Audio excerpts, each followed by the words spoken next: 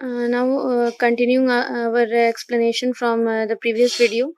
As in the previous video, we have ended with our explanation as we have seen that a solution has variety of role in our life, and different type of solution had different uses which depend upon its composition.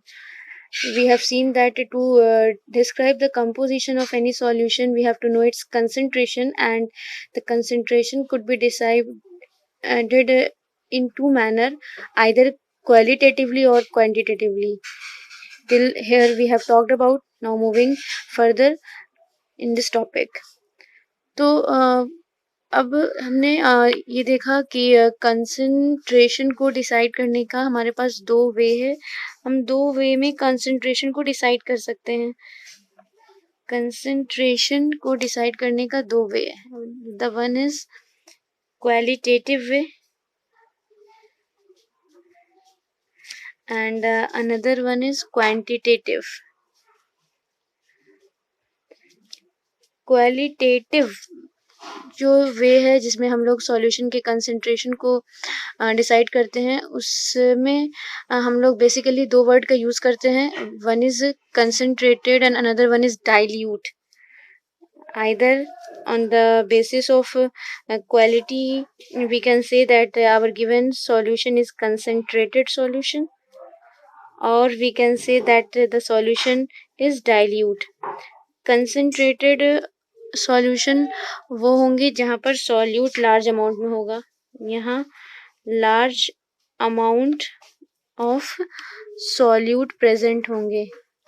और dilute solution in comparison to concentrated, यहाँ amount of solute less होंगे. Less amount of solute यहाँ present होगा, तो हम कहेंगे कि हमारा जो सॉल्यूशन है वो डाइल्यूटेड है. तो कॉन्सेंट्रेशन के बेसिस पर क्वालिटेटिवली सॉल्यूशन को आइदर कंसंट्रेटेड या डाइल्यूट कहा जा सकता है. बट ये दोनों ही एक अप्रोक्सीमेशन है, जहाँ पर हमें एग्जैक्टनेस नहीं पता चलता है कि क्या कंसंट्रेशन है हमारे सॉल्यूशन का. बस इतना डिसाइड हो जाता है कि हाँ लार्ज अमाउंट में सॉल्यूट प्रेजेंट है या फिर लेस अमाउंट में प्रेजेंट है. अब बात आती है कि क्वांटिटेटिवली हम कैसे किसी भी गिवन सॉल्यूशन का कंसंट्रेशन डिसाइड करें. क्वालिटेटिवली तो ये दो टर्म के हेल्प से कंसंट्रेशन को पता किया जा सकता है, कंसंट्रेटेड या फिर डाइल्यूटेड. अब बात आती है कि अगर हमें क्वांटिटी पता करनी है कि वो जो सॉल्यूशन दिया गया है उसमें कितना कंसंट्रेशन है, तो उसकी क्वांटिटी को डिसाइड करने के लिए हमें कई सारे टर्म को समझना है, जो कि हेल्प करेगा क्वांटिटी वाइज कंसंट्रेशन को समझने में कि जो हमने सॉल्यूशन लिया है उसकी क्वांटिटी कितनी है, उसकी मात्रा कितनी है कंसंट्रेशन की. तो उसमें जो जो टर्म्स सामने आते हैं वन बाय वन उसकी तरफ जाते हैं. सबसे पहले हमारा जो टॉपिक है वो है quantitative analysis of concentration of solution. तो उसमें जो सबसे फर्स्ट टर्म आता है दैट इज मास परसेंटेज.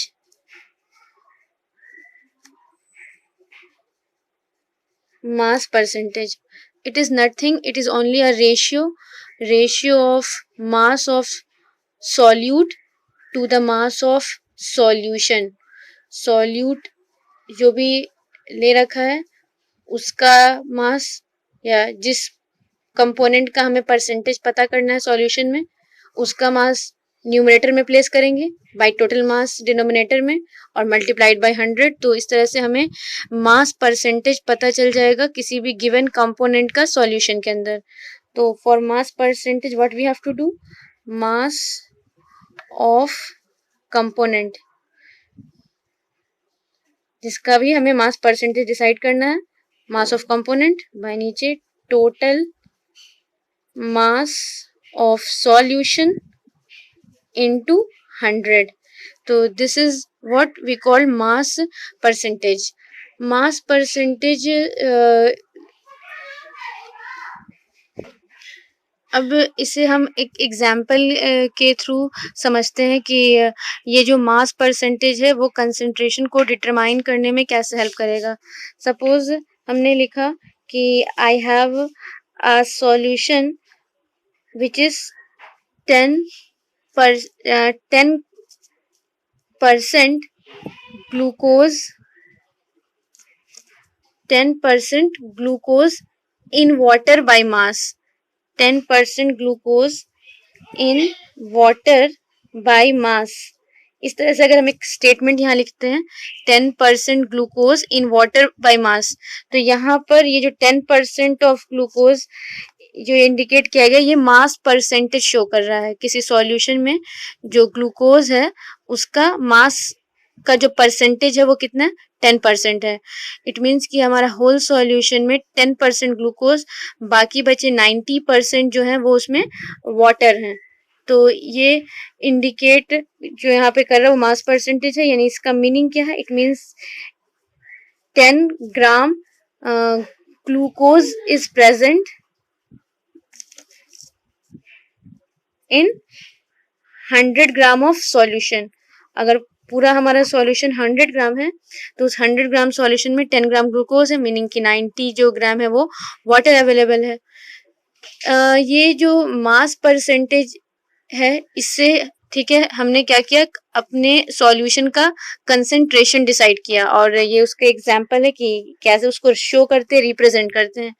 ज़्यादातर ये जो मेथड है मास परसेंटेज के हेल्प से कंसंट्रेशन डिसाइड करना, ये ज़्यादातर इंडस्ट्रियल पर्पस में यूज़ होता है। इंडस्ट्रियल पर्पस में अगर किसी भी सॉल्यूशन का कंसंट्रेशन डिसाइड करना होता है तो हम लोग मास परसेंटेज का यूज लेते हैं। तो इंडस्ट्रियल पर्पस में इसका ज़्यादा यूज है।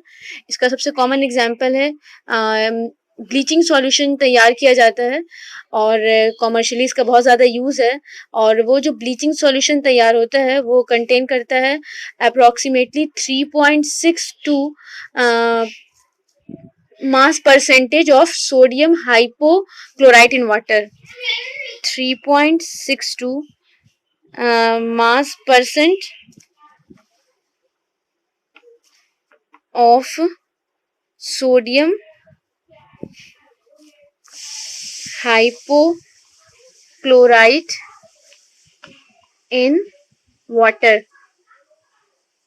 ये जो है ये क्या इंडिकेट कर रहा है, ये इंडिकेट कर रहा है मास परसेंटेज किसका, सोडियम हाइपोक्लोराइट का वाटर में। और ये सोडियम हाइपोक्लोराइट क्या है, एक ब्लीचिंग सॉल्यूशन है, ये ब्लीचिंग सॉल्यूशन है वाटर के अंदर। तो ये हमने फर्स्ट कंसेंट्रेशन टर्म को यहाँ पर डिस्कस किया। तो नेक्स्ट टर्म की तरफ जाने से पहले एक बार इसका रिव्यू करते हुए आगे बढ़ते हैं। We are studying quantitative analysis of concentration of solution, in which the first term is mass percentage. Then what is this mass percentage? It is the ratio of mass of the component whose percentage we have to decide by the total mass of the solution. And we have taken an example to show it. Suppose that I have written 10% glucose in water by mass. So what we are showing over here, it is nothing, it is a concentration term in term of mass. हम यहाँ मास के term में concentration को represent कर रहे हैं। इसका simple meaning यही है कि एक सॉल्यूशन है, उस सॉल्यूशन में 10 ग्राम जो है ग्लूकोज प्रेजेंट है, 90 ग्राम जो है वाटर प्रेजेंट है। मास परसेंटेज ज़्यादातर इंडस्ट्रियल पर्पस में यूज होता है कंसेंट्रेशन डिसाइड करने के लिए, और इसका कॉमन प्रैक्टिकल लाइफ एग्जांपल है, एक ब्लीचिंग सॉल्यूशन है सोडियम हाइपोक्लोराइट का वाटर में, और उसका मास परसेंटेज होता है 3.62। इट मीन्स कि अगर हमारा 100 ग्राम ऑफ सॉल्यूशन है तो उस 100 ग्राम ऑफ सॉल्यूशन में 3.62 ग्राम सोडियम हाइपोक्लोराइट को ऐड किया जाता है एक ब्लीचिंग सॉल्यूशन को तैयार करने में। Now moving toward the next concentration term, that is volume percentage. Volume percentage So in the same manner it is again the ratio of volume of the component, जिस component का हमें percentage decide करना है उसका volume by total volume of solution, total volume of solution into 100. This is volume percentage. Volume percentage इसको example के form में हम लोग रिप्रेजेंट करते हैं. Suppose I have written 10% of ethanol solution in water by volume. तो ये जो स्टेटमेंट यहाँ पर मैंने लिखा 10% of ethanol solution in water by volume. It means कि अगर हमने जो सॉल्यूशन लिया है वो सॉल्यूशन 100 ml है, तो उस 100 ml सॉल्यूशन में 10 ml कौन प्रेजेंट है? इथेनॉल प्रेजेंट है. 100 ml के सॉल्यूशन में 10% इथेनॉल है और इट मीन्स कितना ml हो गया? 10 ml हो गया और बाकी बचा 90 ml वाटर है. इस को हम लोग भी अलग अलग सॉल्यूशन के कंसेंट्रेशन को डिसाइड करने के लिए यूज करते हैं. ज्यादातर लिक्विड जिस सॉल्यूशन में प्रेजेंट होता है मोस्टली वहां इसे यूज किया जाता है. तो मोस्टली कॉमनली ये यूज होता है लिक्विड सॉल्यूशन के साथ. मोस्टली लिक्विड सॉल्यूशन के साथ इसे हम यूज करेंगे और ऐसे तो अदर पर्पसेस भी हैं बट मोस्टली लिक्विड सॉल्यूशन के साथ. अब इसका प्रैक्टिकल लाइफ एक एग्जांपल की हम लोग बात करते हैं. एक एंटी फ्रीज आता है. ये क्या करता है? फ्रीजिंग पॉइंट ऑफ वाटर को लोअर करता है. तो एक एंटी फ्रीज जिसका नाम है इथिलीन ग्लाइकॉल. इथिलीन ग्लाइकॉल के जो कंसंट्रेशन को हम लोग वॉल्यूम परसेंटेज में एक्सप्रेस करते हैं and it is what it is approximately 35% by volume solution of ethylene glycol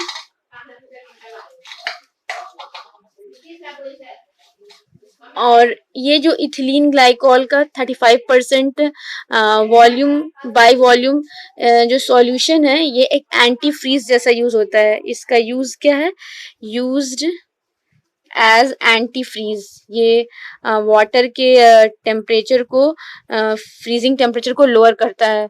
-17.6 तक पहुंचाता है जो कि प्योर वाटर अगर हो तो 0 डिग्री सेंटीग्रेड पर ही फ्रीज करता है बट ये -17.6 डिग्री पर फ्रीज करता है. तो ये नेक्स्ट कंसेंट्रेशन टर्म था जिसका यहाँ पर नाम था वॉल्यूम परसेंटेज. वॉल्यूम परसेंटेज कुछ नहीं है, ये बस सिंपली एक रेशियो है volume of the component by the total volume of the solution. जो भी कंपोनेंट का हमें परसेंटेज डिसाइड करना है उसका वॉल्यूम ऊपर बाय नीचे टोटल वॉल्यूम पुट करेंगे डिनोमिनेटर में इंटू 100. एग्जाम्पल अगर हम इस तरह से एक लाइन लिखते हैं 10% of ethanol solution in water by volume. It means कि जो भी हमने अपना सॉल्यूशन ले रखा है उस सॉल्यूशन में 10% इथेनॉल है. यानी कि अगर सॉल्यूशन 100 ml का है तो इथेनॉल उसमें 10 ml है. और ज्यादातर इस कंसेंट्रेशन टर्म को लिक्विड सॉल्यूशन के लिए यूज करेंगे और इसका एक प्रैक्टिकल लाइफ एग्जांपल है 35% ऑफ इथिलीन ग्लाइकॉल का जो सॉल्यूशन तैयार होता है वाटर में बाय वॉल्यूम ये एक एंटी फ्रीज जैसा यूज होता है. तो ये एक बेस्ट एग्जांपल है जो जिसमें हमने कंसंट्रेशन वॉल्यूम परसेंटेज के हेल्प से डिसाइड किया है. Now going towards the third concentration term and this is mass volume percent. Mass by volume percent. Mass by volume percent again इस कंसेंट्रेशन टर्म में मास ऑफ द कंपोनेंट, जिस component का भी हमें concentration decide करना है उसका मास हम लोग न्यूमरेटर में प्लेस करेंगे और बाय डिनोमिनेटर में वॉल्यूम प्रेजेंट होगा सॉल्यूशन का इनटू 100. यानी कि ये क्या है? Mass of component divided by volume of solution into 100. ये जो मास वॉल्यूम परसेंट है, ये भी एक बहुत ही कॉमनली यूज्ड वे है कंसंट्रेशन को डिसाइड करने का, और ज़्यादातर इसका इस्तेमाल फार्मेसी में या फिर मेडिसिन के कंसंट्रेशन को डिटरमाइन करने के लिए होता है। मोस्टली इसका जो यूज़ है वो यूज़ है फार्मेसी एंड मेडिसिन में। मोस्टली इन दो जगहों पे इसका यूज होता है। Coming to the fourth concentration term, that is part per million. Part per million, PPM. Part per million, PPM, इसको हम किसी भी टर्म में एक्सप्रेस कर सकते हैं, नंबर के टर्म्स में, मास के टर्म में, वॉल्यूम के टर्म में। तो इसका कोई फिक्स नहीं है कि हम मास या वॉल्यूम के टर्म में ही से लेना है। जैसे अगर पार्ट पर मिलियन हम निकालते हैं मास के थ्रू, अगर किसी सब्सटेंस का हमें पार्ट पर मिलियन पता करना है लेकिन इन टर्म ऑफ मास के टर्म में पता करना है, तो इसे कैसे निकालेंगे? तो फिर हम लोग यहाँ पर जिस कंपोनेंट का निकालना है उसका मास न्यूमरेटर में पुट करेंगे, तो इस तरह से हो जाएगा मास ऑफ कंपोनेंट, और डिनोमिनेटर में टोटल मास सॉल्यूशन का, और इनटू 10 की पावर 6, क्योंकि पर मिलियन यहाँ पर कैलकुलेशन हो रहा है इसलिए 10 की पावर 6 इंटू करना, 100 से नहीं, परसेंटेज नहीं निकाल रहे हैं, पर मिलियन उसका कितना पार्ट है वो पता कर रहे हैं। उस तरीके से पीपीएम बाय वॉल्यूम भी पता किया जा सकता है। तो उस तरह से हम लोग इसमें क्या करेंगे, volume of component by total volume of solution and again into किससे, 10 की पावर 6 से कर देंगे, तो ये पार्ट पर मिलियन वॉल्यूम के टर्म में निकल जाएगा। चाहे तो नंबर ऑफ पार्ट के हेल्प से भी निकाला जा सकता है। तो ये जो पीपीएम है वो मास के टर्म में, वॉल्यूम के टर्म में, किसी भी यूनिट में एक्सप्रेस होगा। बस इसमें हमें ये ध्यान देना है कि पर मिलियन वो पर्टिकुलर सब्सटेंस के कितने पार्ट हैं उसमें। ज़्यादातर इस कंसंट्रेशन का इस्तेमाल वेरी वेरी डाइल्यूट सॉल्यूशन के लिए किया जाएगा, यानी किसी सॉल्यूशन में अगर सॉल्यूट बहुत ज़्यादा लेस अमाउंट में प्रेजेंट है तो हम इस कंसंट्रेशन टर्म को यूज़ करेंगे।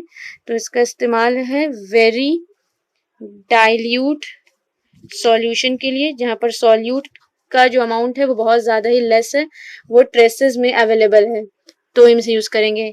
जैसे एग्जाम्पल, अगर हमें डिटरमाइन करना है, सपोज करें हार्डनेस ऑफ वाटर, तो वाटर में जो हार्डनेस होगा वो बहुत ही लेस अमाउंट ऑफ किसी पर्टिकुलर सॉल्ट के कारण होगा, तो उसे पीपीएम में एक्सप्रेस करेंगे। या पॉल्यूटेंट, एयर में जो पॉल्यूटेंट है उसे डिसाइड करना है तो वो भी पीपीएम में एक्सप्रेस होगा। तो जहाँ पर भी बहुत ही डाइल्यूट सॉल्यूशन प्रेजेंट होगा वहाँ पर पीपीएम जो है वो बहुत ही सूटेबल टर्म है कंसंट्रेशन को डिटरमाइन करने के लिए। तो इसके एग्जाम्पल में हम लोग लिख सकते हैं atmospheric pollutant, hardness of water, etc.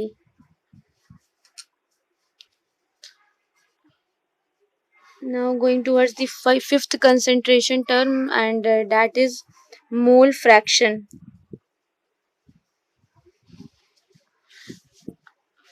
Suppose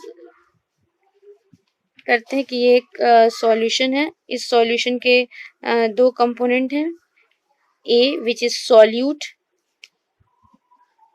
and another component is B which is solvent. ये सॉल्यूट इस पूरे होल सॉल्यूशन में प्रेजेंट है, इसके मोल्स हैं यहाँ XA, और ये जो सॉल्वेंट जो प्रेजेंट है यहाँ सॉल्यूशन में इसके मोल हैं XB।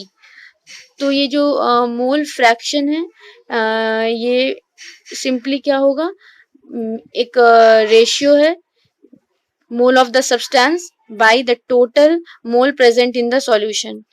तो इसे हम लिख सकते हैं x, अगर सपोज करें हमें मोल फ्रैक्शन A का पता करना है यानी सॉल्यूट का पता करना है, तो XA by XA plus XB। अगर मोल फ्रैक्शन सॉल्वेंट का पता करना होता, तो XB by again XA plus XB। It means mole fraction निकालने के लिए जिस कंपोनेंट का डिसाइड करना है उसका मोल न्यूमरेटर में प्लेस करेंगे और नीचे डिनोमिनेटर में जो प्लेस करना है वो कौन होगा, टोटल मोल। तो इस तरीके से मोल फ्रैक्शन पता करेंगे। मोल फ्रैक्शन सब में मोल ऑफ द कंपोनेंट ऊपर बाय नीचे total mole present in the solution. इस तरह से यहाँ पे भी mole of the component by denominator में total mole present in the solution. अब किसी भी सॉल्यूशन में जितने भी कंपोनेंट होंगे उन सभी के मोल फ्रैक्शन का अगर हम समेशन करते हैं तो वो इक्वल टू क्या आएगा, 1 यूनिटी आएगा। तो क्योंकि अगर हम यहाँ की बात करें तो हम लोग यहाँ पर भी सिर्फ और सिर्फ बाइनरी सॉल्यूशन को लेकर चल रहे हैं, तो इसलिए यहाँ पर मोल फ्रैक्शन जो भी निकलेंगे दोनों कंपोनेंट के, यानी कि फर्स्ट कंपोनेंट के mole fraction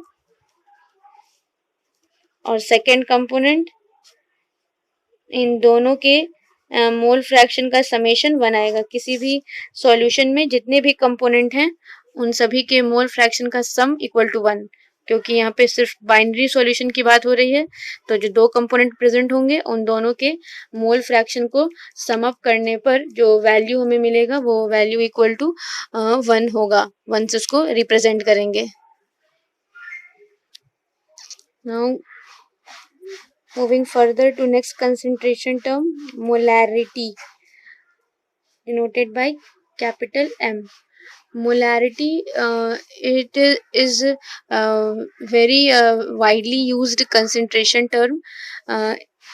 It is number of mole of solute by volume of solution. और सॉल्यूशन किस में लेना है, वॉल्यूम लीटर में। तो molarity is nothing, it is the number of moles of solute dissolved in 1 litre of solution. Molarity निकालना है तो मोल ऑफ द सॉल्यूट न्यूमरेटर में पुट करेंगे और वॉल्यूम ऑफ सॉल्यूशन लीटर में डिनोमिनेटर में पुट करना है, और इस तरह से हमें मोलारिटी मिल जाएगी। जैसे अगर हम लोग सपोज करें एक लाइन लिखते हैं 0.5 m, 0.5 m यानी किसी सॉल्यूशन की मोलारिटी है ये। तो इसका मतलब क्या है, इसका मीनिंग है कि 0.5 mole of substance is present in 1 litre of solution. जो भी हमने सॉल्यूशन ले रखा है उस सॉल्यूशन के 1 लीटर में 0.5 मोल प्रेजेंट है। Next concentration term, molality. Previous one is molarity and this is molality represented by small m. It is what? It is also represented as ratio, and here mole of solute and divided by mass of solvent, mass of solvent in kg. This is what we call as molality. Suppose कहीं पर इस तरह से मैंने लिखा देखा 2m glucose solution, तो what does it mean, 2 molar glucose solution. It means कि 2 mole of glucose is present in 1 kg of solvent, and suppose the solvent is water, तो पर kg water में 2 मोल ग्लूकोज के वहां पर प्रेजेंट हैं। तो ये था हमारा next concentration term, that is molality. Next concentration term is normality, as it is not mentioned in NCERT, but very often it is used, so we have to also discuss this concentration term over here, that is normality. What is this? It is the ratio of number of gram equivalent. It is the ratio of number of gram equivalent to the volume of solution, और volume of solution किस में express होंगे, litre में। तो solution का volume और number of gram equivalent, जो भी हमने कंपोनेंट ले रखा है सॉल्यूट का, उसका इसका रेशियो नॉर्मेलिटी होगा। अब बात आती है how could we decide this number of gram equivalent. Number of gram equivalent, इसे डिसाइड करने के लिए हमें मास ऑफ कंपोनेंट, जो भी कंपोनेंट है जिसका हमें ग्राम इक्विवेलेंट पता करना है, वो लेंगे और डिवाइड बाय नीचे equivalent weight. And now again come to this point that how could we get this equivalent weight. तो इस इक्विवेलेंट वेट को निकालने के लिए जो भी हमने एटम ले रखा है तो एटॉमिक वेट, अगर मॉलिक्यूल ले रखा है तो मॉलिक्यूलर वेट, तो जो भी हमने ले रखा है एटम तो एटॉमिक वेट, अगर मॉलिक्यूल है तो मॉलिक्यूलर वेट, आयंस है तो उसका वेट डिवाइडेड बाय नीचे उसकी वैलेंसी फैक्टर, यानी जो भी उस पर चार्जेस होते हैं उससे हम उसको डिवाइड दे देंगे, तो इससे हमें उसका इक्विवेलेंट वेट पता चल जाएगा। तो क्या था, एक बार फिर से देख लेते हैं। नॉर्मेलिटी, ये एक नेक्स्ट कंसंट्रेशन टर्म है। नॉर्मेलिटी जो होती है वो क्या है, it is number of gram equivalent by volume of solution, and solution की वॉल्यूम लीटर में लेनी है। अब ये नंबर ऑफ ग्राम इक्विवेलेंट अगर हमें निकालना है तो उसे कैसे निकालेंगे, तो नंबर ऑफ ग्राम इक्विवेलेंट पता करने का तरीका है मास ऑफ द कंपोनेंट, जिसका भी ग्राम इक्विवेलेंट पता करना है उसका mass divided by equivalent weight. And how to get this equivalent weight, तो इक्विवेलेंट वेट निकालने के लिए जो भी है एटम है तो एटॉमिक वेट, मॉलिक्यूल है तो मॉलिक्यूलर वेट, उसे डिवाइड देंगे वैलेंसी फैक्टर से, तो इस तरह से हमें उसका इक्विवेलेंट वेट पता चल जाएगा। Normality represented by capital N, ये भी हमें ध्यान रखना है। नेक्स्ट चीज़ जो हमें कुछ इम्पोर्टेंट पॉइंट के रूप में हमें ध्यान रखना है वो है relation between normality and molarity, and that relation is normality equals to molarity into जो भी हमने सब्सटेंस जिसका भी निकालना है उसकी वैलेंसी फैक्टर।